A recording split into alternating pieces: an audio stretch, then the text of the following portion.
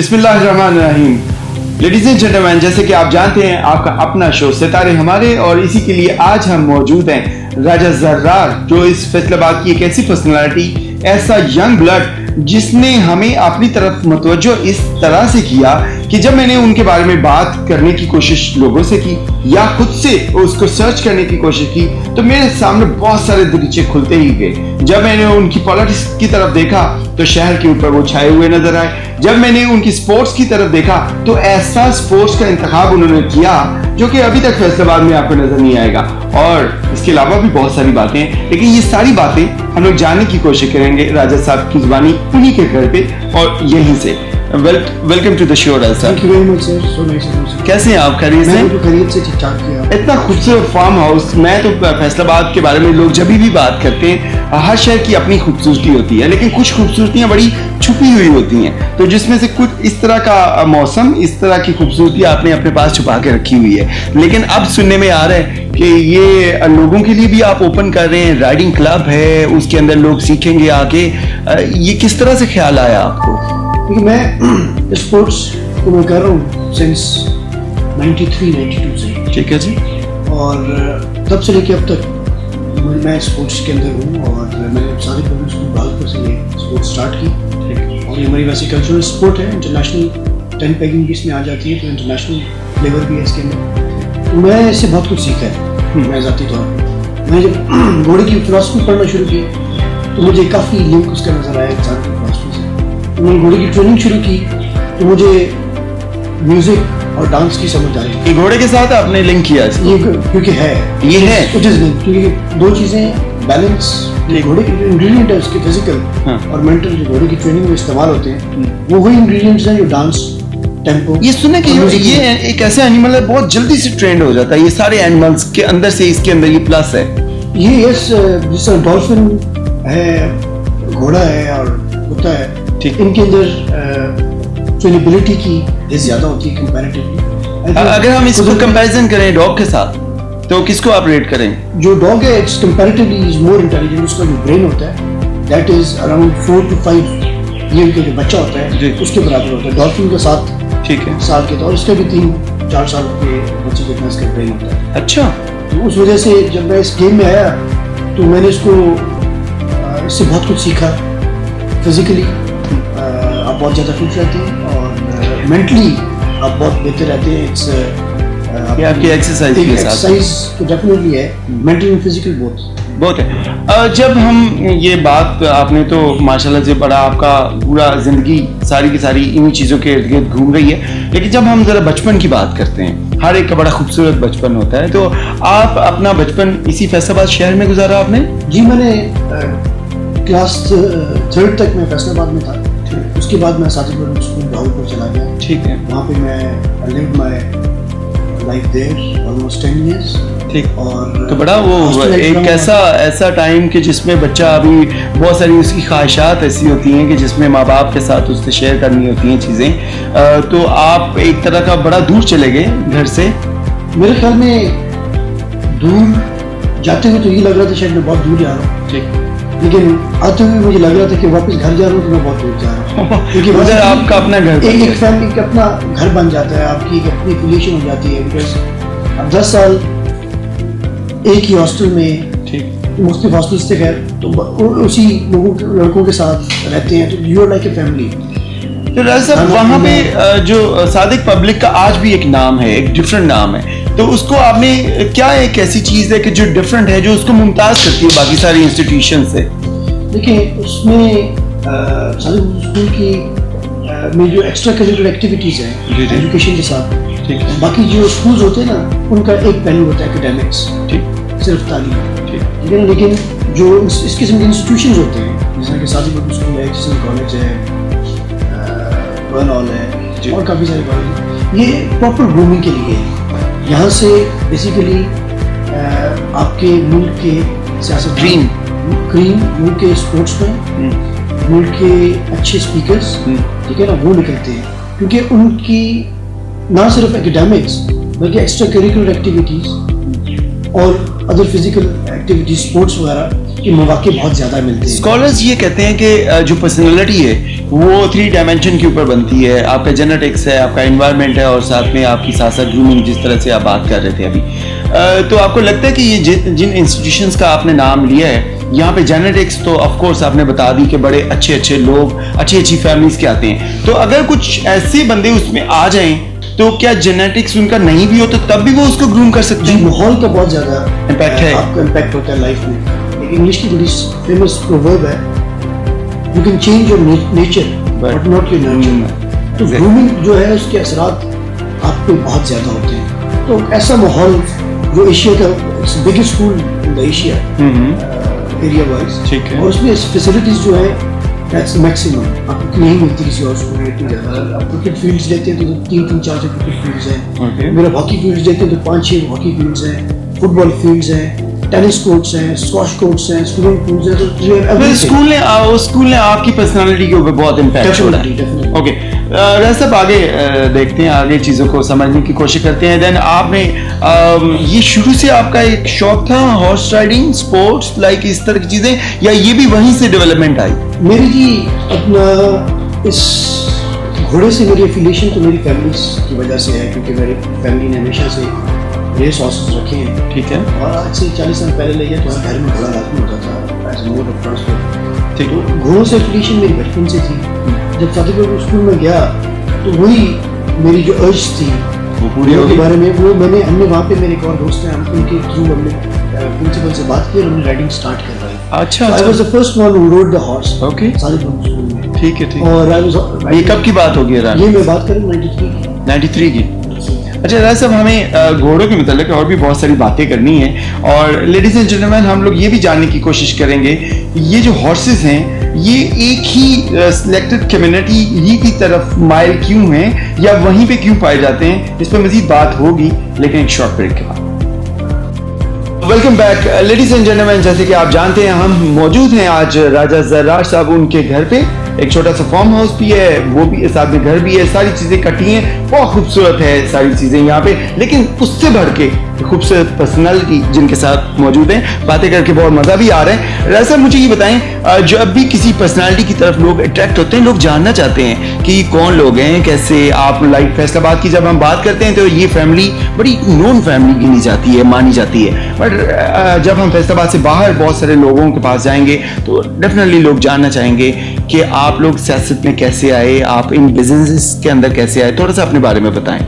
Basically जी मेरे सबसे पहले मेरे परदादा राजा औरंगजेब खान जी 1901 में बेसिकली वाज अपॉइंटेड इन 1898 में here as an extra assistant commissioner in British government. Okay, हम लोग चकवाल से। ठीक है, जब आबाद हो रहा था फैसलाबाद तो ही वाज अपॉइंटेड हियर। फिर ही गॉट रिटायर्ड और 1901 में he bought lands here in Faisalabad. ठीक, क्योंकि उस वक्त कैनाल सिस्टम इंट्रोड्यूस हुआ था तो फैसलाबाद एक जंगल देश था, ठीक है ना, और उस वक्त इधर कुछ भी नहीं होता था और ये सारा उन्होंने कैनाल जब इंट्रोड्यूस की तो यहाँ पे लोगों को उन्होंने इनकरेज किया आने के लिए, खुद भी फिर वो उन्होंने यहाँ पे फार्म बना दिया। तो अब 1901 से यहाँ पे बेसिकली मेरा होम टाउन इस चकवाल, और हमारा जो पॉलिटिकल कैरियर है वो मेरे नाना जो मेरे दादा के बड़े भाई थे वहाँ से आपको मिला राजा सरफराज खान, ठीक, वो एमएलए बनते थे 1922 से लेके 1960s तक वो रहे वहाँ पे। फिर उसके बाद यहाँ पे 60s में राजा शेर खान जो मेरे वालिद के चचा थे, जो राजा रियाज साहब के वालिद हैं, जी जी, उन्होंने पहली दफ़ा पॉलिटिकल कैरियर अपना स्टार्ट किया। ठीक, तो मेरे वालिद ने 1985 में इलेक्शन में खड़े हुए और 1988 में वो एमपी बने यहाँ पे पीपल्स पार्टी के फोरम से। फिर उनके बाद फिर राजा रियाज में वो तो 93 से लेके अब तक वो हमारी इस कॉन्स्टिट्यूंसी में उन्होंने अपना पॉलिटिकल कैरियर 93 से स्टार्ट किया और अभी तक वो इस पार्ट ऑफ पॉलिटिक्स। और अब हम आपको देखेंगे आगे इंशाल्लाह सुन जी, इस अपकमिंग इलेक्शन में मेरे तैयारी है। तो आपकी वफादारी पीटीआई के साथ है? जी सर, मेरी वफादारी मेरी नज़रियात के साथ है, और मेरे नज़रियात की जो अक्कासी करते हैं वो इस वक्त जो उसको लीड कर रहे हैं वो मेरे लीडर हैं, ठीक है, वो इमरान खान है जी, जिसकी वजह से मैं पीटीआई के साथ। Okay, that's wonderful. मैं एक्चुअली अपनी नज़रियात के साथ हूँ। अच्छा सर, लेकिन जब आपका माशाल्लाह से पूरा आपने अराउंड पूरे एक सेंचुरी के ऊपर आपने वो पूरा इंट्रोडक्शन जो था वो मौजूद है, लेकिन जब हम सियासत की बात करते हैं तो सियासत में देखा ये जाता है कि सियासत में झूठ बहुत बोला जाता है, लेकिन जैसे आप जैसे यंग ब्लड जैसे जैसे इंडक्ट हो रहे हैं उसके अंदर, तो उनके अंदर तो एबिलिटीज, काबिलियत, ये सारी चीज़ें बहुत अच्छे तरीके से मौजूद हैं। तो आप इसका मुकाबला कैसे कर पाएंगे, जो कि आपको पता है कि हमारी सोसाइटी के अंदर ये चीज़ें तो मौजूद हैं ही। सर देखिए, दो किस्म थाना कल्चर भी है, सारी चीज़ें वो ऐड कर लें उसके सर। अंदर। दो किस्म के पॉलिटिशियंस होते हैं, एक पावर पॉलिटिशियंस होते हैं और एक नजरियाती पॉलिटिशियन होते हैं। ठीक। जो पावर पॉलिटिशियंस होते हैं वो पावर के चक्कर में होते हैं, उनको झूठ बोलना पड़ता है, ओके। उनको हालात के साथ अपनी पर्सनालिटी को, अपने नजरिए को मोल्ड करना पड़ता है, बिकॉज वो पावर के लिए जा रहा था। एक होता है नजरियाती। नजरियाती जो पॉलिटिशियन होएगा वो उसको झूठ बोलने की जरूरत नहीं है, क्योंकि नजरिया वो जिंदा रहता है, वो हमेशा से जिंदा रहता है और उसके कुछ असूल होते हैं, असरात भी रहते हैं वो उसके। असूल होते हैं। ठीक है। तो आपने, और हमारे लिए बीइंग अ मुस्लिम बड़ा आसान है। ठीक। मेरे ख्याल में एक हमारे जो लीडर हैं वो हज़रत मोहम्मद सल्लल्लाहु अलैहि चले वसल्लम, सर, बिल्कुल। वो ना सिर्फ मुसलमानों के लीडर हैं, इस दुनिया के लीडर हैं जी, और रोल मॉडल है हमारे। पॉलिटिकली एनालिसिस भी कर लें जी। उनकी शख्सियत का, तो वो उनसे बड़ा लीडर नहीं है। ये बात मैं नहीं कह रहा, उनके दुनिया के बड़े बड़े माइकल एच हार्ट हैं, जर्मन हिस्टोरियन, उन्होंने भी उनकी आपने किताब है बुक में 100 most influential personalities of the world, उसमें भी उसमें mention- उन्होंने नंबर 1 है। किया हुआ है। हमें इन सारी चीज़ों को सिर्फ मैनेज करना है, ठीक। तो हम बड़ा आसान है। नहीं, आपकी बात समझ आ गई, लेकिन क्या कहें कि जब वो इमरान खान साहब ने भी अपनी पॉलिटिकल कैरियर स्टार्ट किया, तो अब से लेके अभी तक पावर पॉलिटिक्स जैसे आपने डिफाइन कर दी कि अगर पावर पॉलिटिक्स होती तो किसी भी टाइम पे वो किसी के साथ अलाइन कर सकते थे अपने आप को, लेकिन उन्होंने नहीं किया। लेकिन मामला ये भी है कि अगर आप पावर में नहीं आते तो आप लोगों की सही तरह से खिदमत भी नहीं कर पाते। ये हमारे अलमिया है यहाँ का, तो उसको किस तरह से आप देखेंगे? देखिए, पावर में आने के तरीक़ेकार होते हैं, और एक मैंने आपको बता दी दोनों तरीक़ेकार कैसे हैं। और खान साहब की सिंगल हैंडेडली 20 साल की 20 years एफर्ट है, 20 ईयर्स की एफर्ट है, और उन्होंने लास्ट इलेक्शन में 70 से 80 लाख वोट लिए हैं। जी। ठीक है ना, वो उनके उसकी भी फाइट जो वो लड़ रहे थे, उनकी नजरियात, हाँ, उनके लिए उसमें भी रिगिंग भी हुई, ये भी हुआ। एक सिस्टम के अंदर चेंज लेके आना, obviously it will take time. अभी अमेरिका में जो जितने भी आपके अफ्रीकान्स हैं, ब्लैक्स हैं, उनकी जो उनके लिए आवाज़ उठाई वो Martin Luther king junior, Malcolm x, और अब जाके ओबामा की बने। ठीक है ना जी? तो ये एक प्रोसेस है, जो नजरियात की जंग है, ये कंटिन्यूस जद्दोजहद है। चलिए जी, हम पॉलिटिक्स के ऊपर डेफिनेटली आपसे मजीद भी अभी बात होगी। थोड़ा सा अपनी अभी अपकमिंग फैमिली का बताएं, कितने बच्चे हैं आपके और वो क्या करते हैं, उनके नजरियात किस तरह के हैं? जी, I am married for 13 years, माशाल्लाह से। और आप लगते नहीं हैं। स्पोर्ट्स ओके, ये बड़ा मैसेज है यंग जनरेशन के लिए जो कि इंडोर गेम्स के अंदर है। तो आप क्या उनको मैसेज देंगे कि लाइक आप तो खुद से एक मैसेज बन चुके हैं, मतलब आपकी पर्सनालिटी से लगता नहीं है कि आपने जिस तरह से अभी बताया कि 13 years, I'm 39, तो You are 39. I'm going to be 40 this year, तो with the next 2-3 months। Okay, तो मेरे ख्याल में इसके पीछे मुझे जो भी मेरा जो अपना तजर्बा है वो हेल्थ के पॉइंट ऑफ व्यू से, मेंटल एंड फिजिकल बोथ, कि कोई ना कोई स्पोर्ट्स लाजमी करनी चाहिए, और जान है तो जहान है वाली बात है। ठीक है। अगर आप अपना कोई ना कोई हेल्थी एक्टिविटी कर रहे हैं और आपकी मेंटल हेल्थ और फिजिकल हेल्थ वो आप एवरीडे बेसिस पे आप उसको कर रहे हैं, तो आप हमेशा से हर उसमें कामयाब रहेंगे। जब आप सियासत पे बात करते हैं, आप स्पोर्ट्स पे बात करते हैं, आप बिजनेसमैन भी हैं, कामयाब बिजनेसमैन भी हैं, इन सब चीज़ों के साथ साथ चलते चलते जब हम आपके अंदर के इंसान को देखना जाएं, तो आप लव को किस तरह से डिफाइन करेंगे? जब आप एक इंसान घोड़े के साथ, अपने पेट्स के साथ, अपने जितने भी नजरियात हैं उनके साथ इतना प्यार कर सकता है, तो आप मुझे ये बताएं, आप अंदर से as a human being love को किस तरह से डिफाइन करेंगे? ये जी, लव एक जज्बा है, और लव की बहुत मुख्तलिफ शक्ल है। लव फॉर ह्यूमैनिटी जो मशहूर है उससे हट के उसके वो भी it's part of, it's part है जिसको हमने समझ लिया कि वो ही हर चीज एवोल्यूट करती है ना जी। लव जब बेइर्तिका होती है तो वो इश्क में तब्दील हो जाता है। एग्जैक्टली, ठीक है, तो लव एक बहुत माँ की आंख में जितना प्यार आपको ये लव नजर आता है, जी। उससे बड़ी दुनिया में कोई भी साथ और उसका डिफरेंट उसकी टेस्ट आप feeling है। आप में भी देख सकते उसकी हैं जो feeling है। बताता नहीं है लेकिन उसमें भी मौजूद है। लव इस तरीके से है जिस तरह आप किसी स्मेल को डिफाइन करें। अच्छा। हर कोई अपनी तरीके से डिफाइन करता है क्योंकि ये फीलिंग है। ओके। ठीक है ना, जिस तरह आप गुलाब को या चमेली की स्मेल आप सुनेंगे तो आप अपने तरीके से उसको डिफाइन करेंगे, मैं अपने तरीके से डिफाइन। तो ये स्मेल जो है वो हर दफा नहीं भी हो सकती, डेफिनेटली जी, वक्त के साथ साथ। तो लाजमी नहीं है कि हर दफा अट्रैक्ट हुआ जाए। नहीं, ये तो मैंने कहा नहीं, ये अंदर आपके होता है। अच्छा। ठीक है ना, you need तो to- राजा जरार की अगर बात की जाए तो इनको अभी 39 इयर्स के इस सफर में कितनी दफा इस स्मेल ने अट्रैक्ट किया, इस फ्रेग्रेंस ने अपनी तरफ खींचने की कोशिश की, मैं हमेशा से मुझे अट्रैक्ट करती रही और अट्रैक्ट करती रही। और इसमें मौसीकी कितना रस घोल देती है इसके अंदर। जी, मौसीकी तो फिर आपको पता है ये रूह की ग़िज़ा है। अच्छा। और मैं ऑलमोस्ट एवरी नाइट हर शाम को 1 घंटा 1.5 घंटा सुनते हैं राजा साहब, आप क्या समझते हैं ये इस तरह की जो अफेक्शंस हैं ये जिंदगी के लिए बहुत जरूरी है? कुछ यादें ऐसी होती हैं जिंदगी के साथ वो बहुत जरूरी होती हैं, वो साथ साथ बंदा खुद कहता है कि ओके यार ये यादें मेरे साथ रहनी चाहिए, बंदा उनको बार बार याद करता है। ये है इफेक्ट है जी। मेमोरी जो है, याद है, वो बेसिकली उसके पीछे जो फिलॉसफी है वो जिस वक्त आप लम्हे मौजूद में होते हैं, प्रेजेंट में होते हैं और इतने महक होते हैं कि आपको अपने इर्द गिर्द का कोई ख्याल नहीं होता और उस लम्हे के अंदर आप होते हैं, तो ये इसको खूबसूरती कहते हैं। ठीक है। लेकिन मैं इसी को लव कहता हूँ। ठीक है ना, तो वो आपकी मेमोरी में तब्दील हो जाती है और फिर जब भी उसको आप याद करते हैं तो उस तो आप मज़ीद उस लम्हे पे जो आप फील कर रहे होते हैं, you feeling good. You feeling तो जो मेमोरी को रिकॉल करते हैं तो again you feel good. That's wonderful. Memories का बहुत जबरदस्त That's wonderful. Ladies and gentlemen, जैसे कि बहुत खूबसूरत बात है और इतनी खूबसूरत कि मैं तो खुद इसके अंदर मैं होने के लिए जा रहा था, लेकिन अभी हमें मज़ीद कुछ बात करनी है और हम बात करेंगे कुछ इनके उन स्पोर्ट्स इवेंट्स के बारे में, लेकिन हम कोशिश करते हैं कि हम आपको वहाँ पे लेके चलें जहाँ पे ये सब कुछ हो रहा है। तो मैं एक शॉर्ट ब्रेक करता हूँ।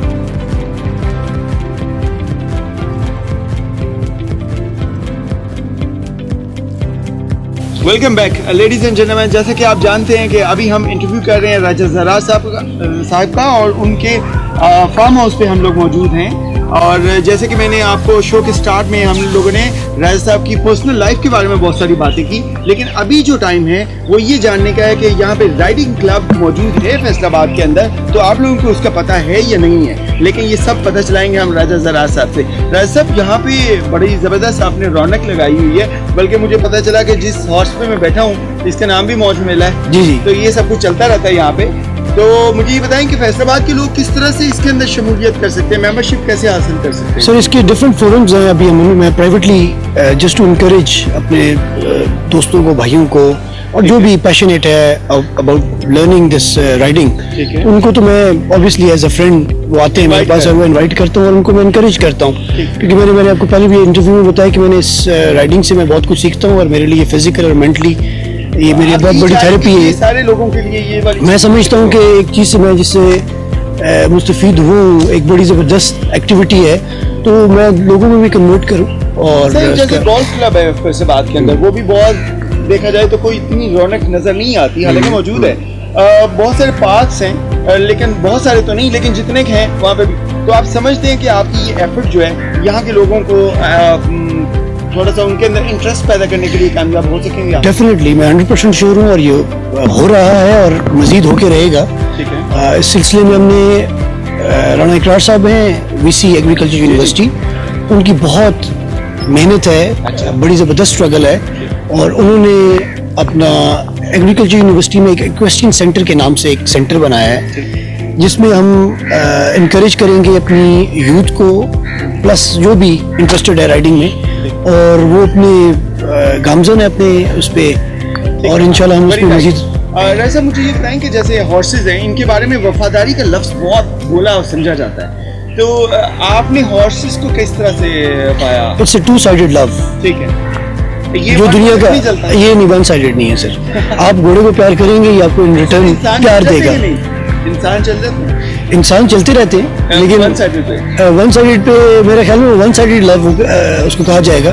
लेकिन घोड़ों की वफादारी लेने के लिए घोड़ों हाथ तक को पहचानते हैं आपने जिस तरीके से इनको आके ये बेसिकली आपकी ऐसी जो पल्पिटेशन है, जो धड़कन है, ये उसको भी जज कर जाते सर, हैं इनके थोड़े। कानों के बारे में कहा जाता है या बड़े सेंसिटिव होते हैं कानों के, ये क्या नहीं, कानों का ये आपको इंडिकेट करते हैं कि किस सिचुएशन में अभी ये घोड़ा जो है जैसे इसने ना, सामने ये सामने की तरफ, इसकी इंटेंशन सामने है। ओके, जब ये बैक पे होएगा तो ये थोड़ा सा अनॉयड होएगा। इसके बिल्कुल सामने जैसे जो साहब खड़े हैं, इनको क्या ये देख नहीं पाते हैं? ये देख पाते हैं, लेकिन एक थोड़ा सा एक ब्लाइंड स्पॉट होता ठीक है है। जो दोनों आंखों के दरमियान माथे के सामने वाली जो जगह होती है ना, बट थोड़ी सी जगह होती है, ठीक। वो ब्लाइंड स्पॉट होता है, लेकिन वो अपने हेड को मूव करके आराम से देख लेता है। वो कर लेते हैं। आपके बारे में सर सुना जाता है कि आप तो माशाल्लाह से नेज़ाबाजी के अंदर भी अपना नाम रखते हैं, तो उसके बारे में थोड़ा सा बताएं कि क्या उसकी क्या आपके पास कहाँ से आपने उसकी अचीवमेंट्स हासिल की और क्या क्या सिलसिला चल रहा है?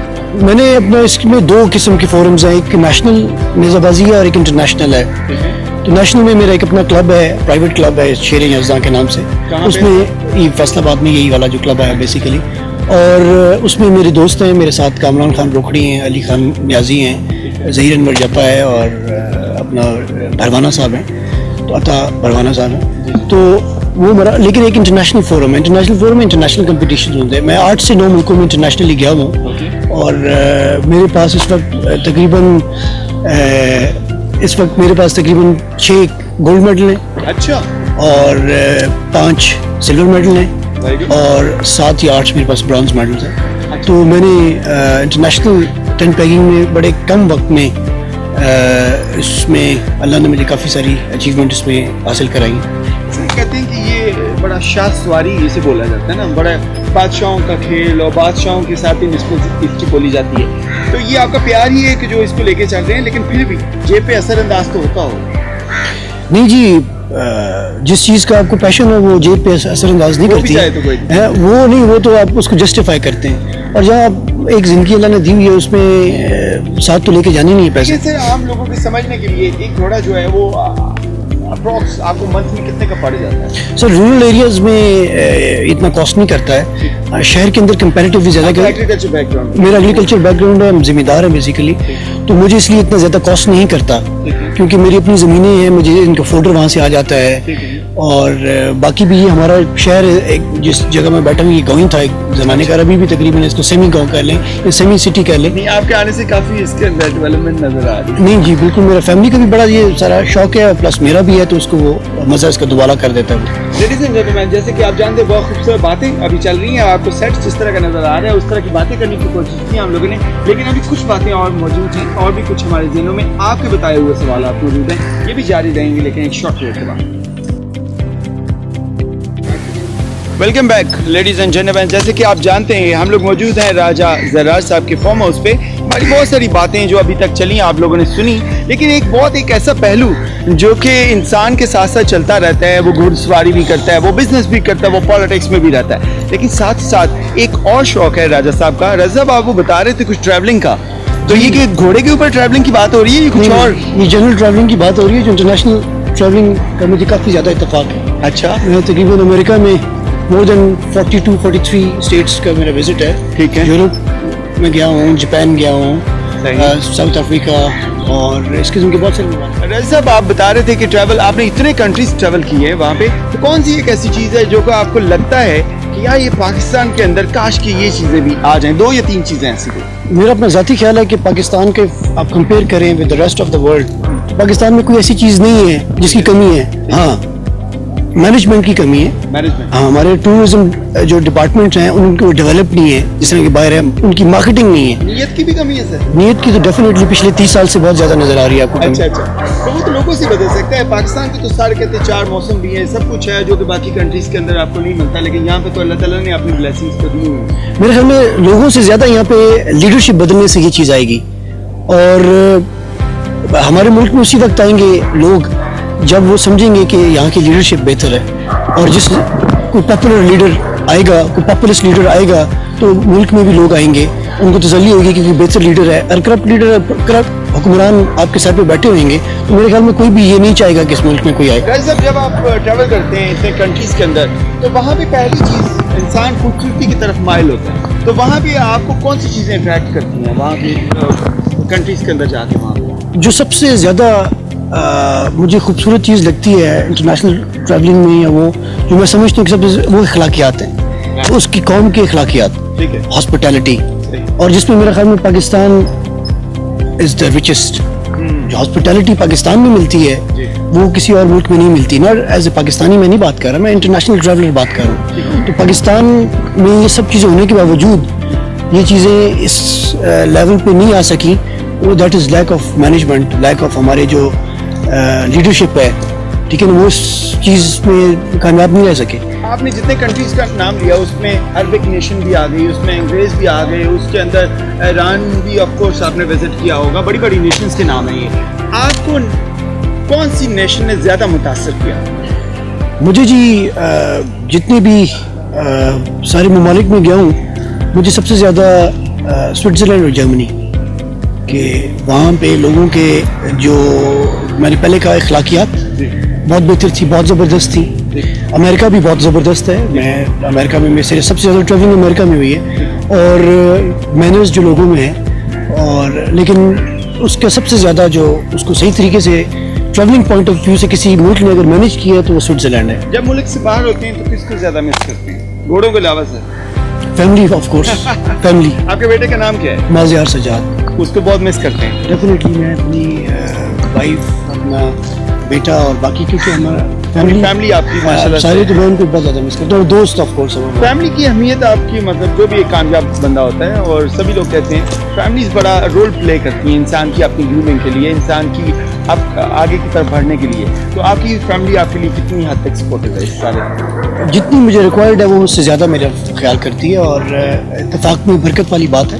तो जॉइंट फैमिली सिस्टम में बहुत ज़्यादा बरकत पड़ जाती है कोई भी काम करें फिर, क्योंकि आप अकेले नहीं कर रहे होते, आपके साथ एक पूरी टीम है जो आपकी, जिसके साथ आपकी ब्लड रिलेशनशिप भी है, और आपने बहुत सारा वक्त भी गुजारा होता है, तो वो आपकी सोच अकेली नहीं रह जाती, वो फिर बहुत सारी सोचें मिलके उस मकसद के अंदर आपके शाना बशाना होती है, और आपको कामयाबी अल्लाह बेहतर करता है उसमें। सुने आपका पॉलिटिकल ऑफिस भी यहीं पे कहीं बिल्कुल मौजूद है, तो विजिट किया जा सकता है? प्लीज़ डेफिनेटली विजिट करते हैं। अच्छा, तो वहाँ पे आप कितना टाइम दे पाते हैं, लाइक इस तरह की मुस्तकिल में जहाँ बिजनेस भी है और सारी चीज़ें भी हैं? मैं वक्तन फ़वक्तन जब पॉलिटिकल ऑफिस में बैठता रहा हूँ। ऐसा आपका नाम लिया तो मैं हमें चलते हैं आपसे मुलाकात करवाते हैं। अस्सलाम वालेकुम, कैसे हैं सर? लेडीज एंड जेंटलमैन, जैसे कि आप जानते हैं सितारे हमारे आपका अपना शो, और जहां सितारों की तलाश होती है तो सितारे और भी मिल जाते हैं। और अभी जैसे हम बात कर रहे थे पॉलिटिकल, तो राजा साहब ने कहा कि हम आपको पॉलिटिकल ऑफिस लिए चलते हैं, जहां पे हमारी मुलाकात राजा रियाज साहब से हुई, और उन्होंने अभी जैसे कि आप जानते हैं कि बहुत सारी पाकिस्तानी लेवल के ऊपर जो पॉलिटिक्स है उसके ऊपर बात की। लेकिन हमें ये भी जानना है राजा साहब, जब फैसलाबाद की बात करते हैं तो यहाँ पे जितनी भी पॉलिटिकल पार्टीज हैं वहाँ पे देखा जाता है कि वहाँ पे दुनिया मुश्किल चलती रहती है।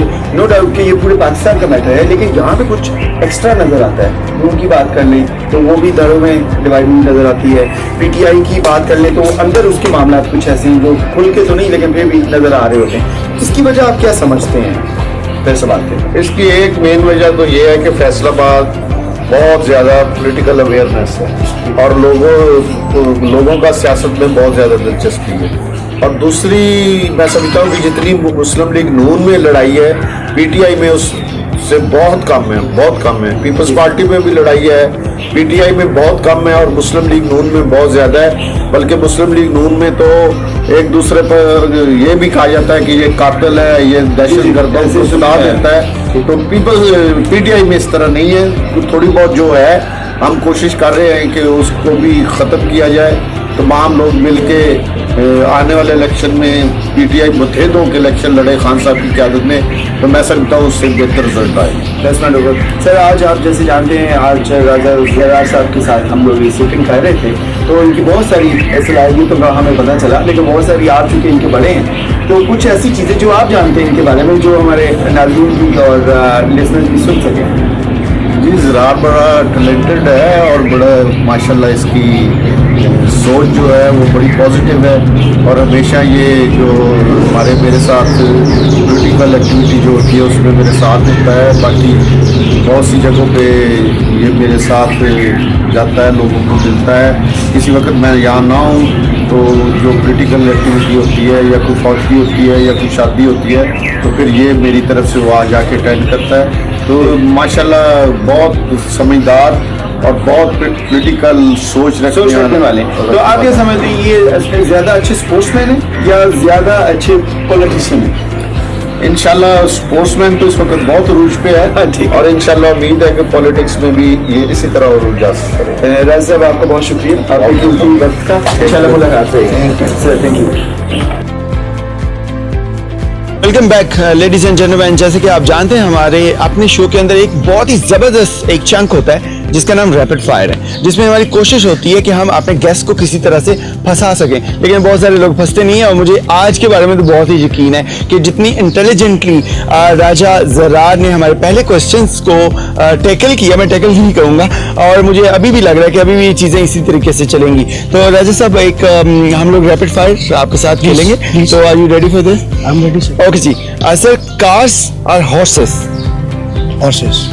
स्कूल आपका बिजनेस भी है वैसे गाड़ियों का, लेकिन मेरा पैशन इज हॉर्स। पैशन आपका। स्पीड और ड्यूरेबिलिटी? स्पीड। ये भी हॉर्सेस की तरफ ही गए हैं। व्हाइट, ब्लैक या कुछ और? ब्लैक। ब्लैक। बड़ा सोच के बोला सर। ब्लैक के बारे में अगर कुछ कहना चाहें, क्योंकि फिर मैं आपसे शेयर करूंगा एक चीज। ब्लैक आपने सोच के बोला, तो मुझे लगता है कि इसके पीछे कोई। ब्लैक बेसिकली आपका जब आउटर कॉन्शियस खत्म होता है तो इनर कॉन्शियस स्टार्ट हो जाता है अंदर। ठीक। तो व्हेन यू ब्लैक आउट हाँ, तो फिर आप आपको अंदर जानते हैं, अंदर समझते हैं। तो आई प्रेफर ब्लैक। क्या खूबसूरत बात है। और इसी तरह की मेरे एक और दोस्त हैं, वो भी ये बात करते हैं, ब्लैक जो है ना एक डेप्थ का कलर है, उसके अंदर जितने जाते जाए आप, जैसे खुदाबंद की जात ने भी ब्लैक ही पसंद किया, हर जगह आपको नजर आता है बिल्कुल ऐसे। अच्छा सर, जब आप बहुत फ्री टाइम में होते हैं, जब आपको आपकी मसरूफियत तो बहुत ज़्यादा, लेकिन जब फ्री टाइम में होते हैं, तो तब राजा जर्रार अपने तन्हाई के माहौल में क्या कर रहे होते हैं, क्या सोच रहे होते हैं? मैं कोशिश तो उस वक्त करता हूँ कि मैं जब फ्री हूँ तो मैं म्यूजिक एंजॉय करता हूँ बहुत ज़्यादा। ठीक है। और यहाँ पर मैं कोई बुक पढ़ता हूँ, ये मेरा दो शौक है, बुक्स और मौसीकी। यस।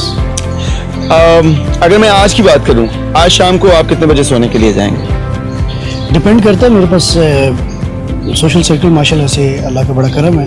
राजा जर्रार की अपनी अथॉरिटी हो तो कितने बजे जाना चाहेंगे?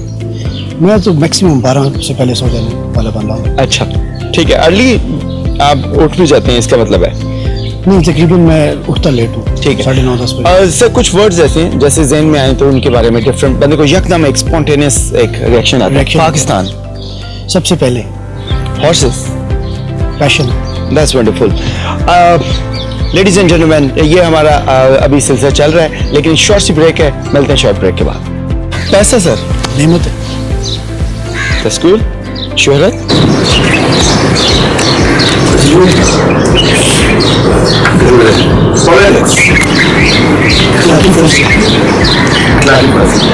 और इसमें अगर बैगेज आनी शुरू हो जाए, कोई ऐसी दो चीजें जिनके बारे में राजा जर्रार समझते हैं कि मुझे यार इन चीजों को अपने बारे में, इन चीजों को चेंज करना। एक तो वो काबू में नहीं आती, और दूसरा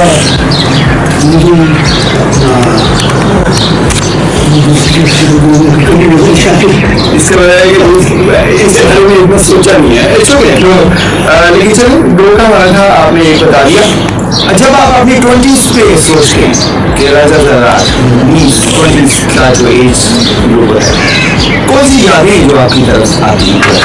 दोस्त, क्योंकि मैंने जो वक्त अपने दोस्तों के साथ बहुत ज़्यादा गुजारा है, हॉस्टल में क्योंकि मैं रहा तो 20s में तो मुझे ज़्यादा दोस्त नजर आता है। कोई ऐसी चीज, ये कोई ऐसा टाइम जब आप राजा जर्रार ये समझते हैं कि उस टाइम मैं सबसे ज्यादा प्रोडक्टिव पाया है, उस टाइम आप पूरी दुनिया खत्म ही कर लेंगे।